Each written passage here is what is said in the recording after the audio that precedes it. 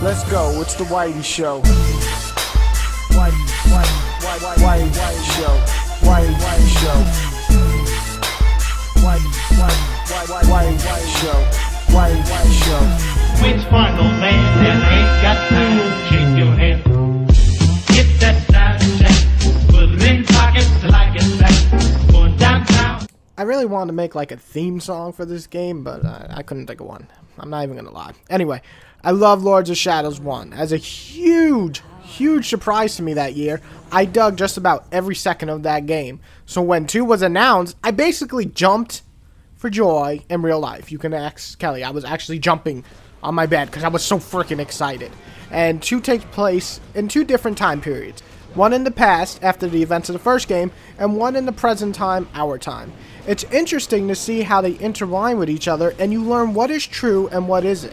Dracula, who was Gabriel, is teaming up with Zobek to take down Satan once more because he's a little salty bitch for me kicking his ass in modern time. Though, rediscovering the past, you'll learn secrets to stop Satan himself.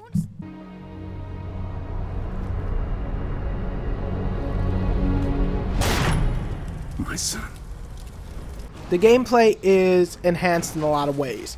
Now, far more combos, 2 new weapons, new items, and you can even become a freaking dragon, and it's much better platforming, but we'll get to why it is so good, and even a few puzzles and stealth sections thrown in, so maybe not so good. Anyway, so much added meat into this game, it's almost always a good thing to have more in a video game. But let's find out what worked in Castlevania and what just didn't. Hey, perhaps you didn't hear me, sir.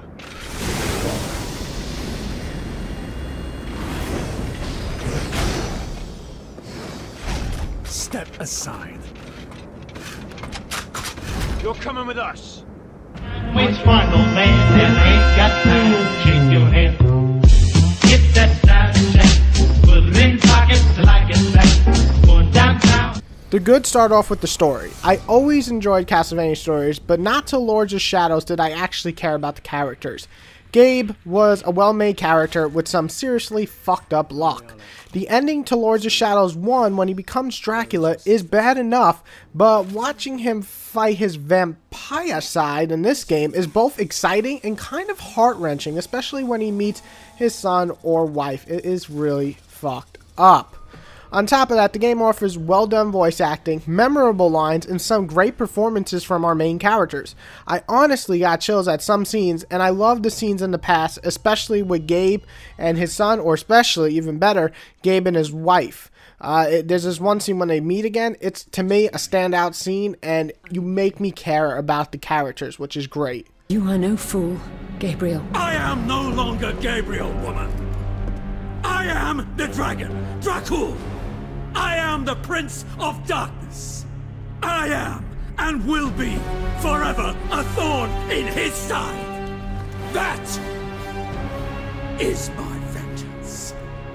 The graphics are stunning. Coming from Xbox One and PS4, it's really hard to say, wow, those graphics are stunning on a PS3 or Xbox 360.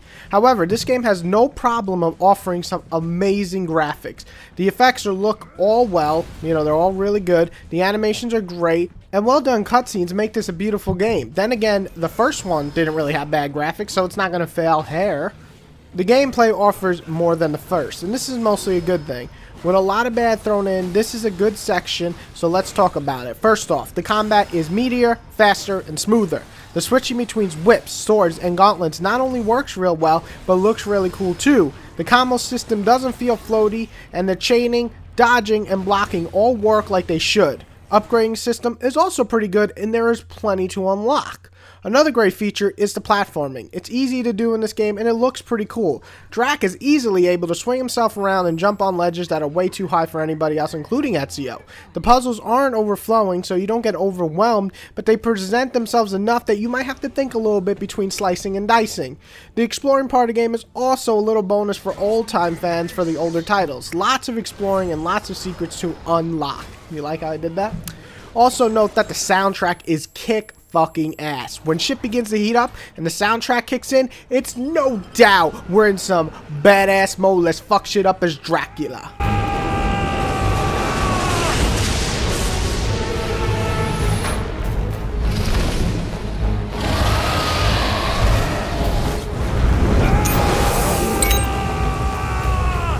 the bad, it really comes down to 3 flaws in my mind. One bad is the environments. While not ugly by any means, they aren't jaw-dropping like some scenes in the first game. I have to be honest, I was a bit disappointed with that.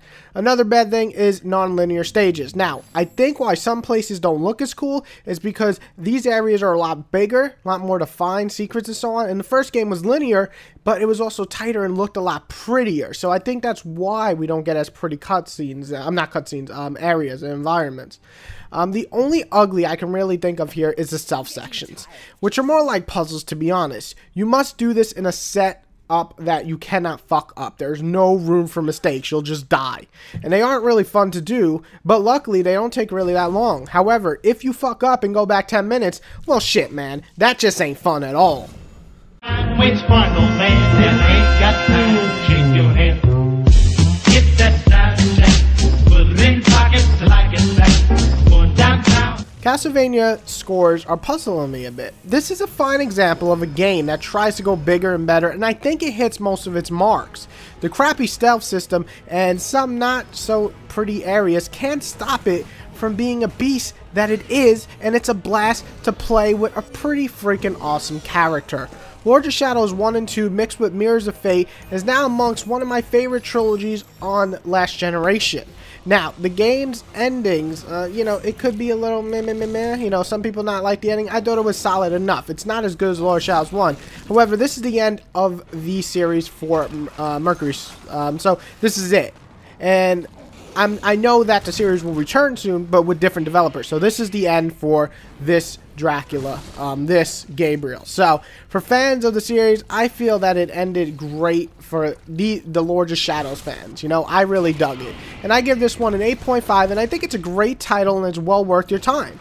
So enjoy, Lords of Shadows fans. I can't see you be disappointed after the first and Mirrors of Fate. It finishes up very, very nicely.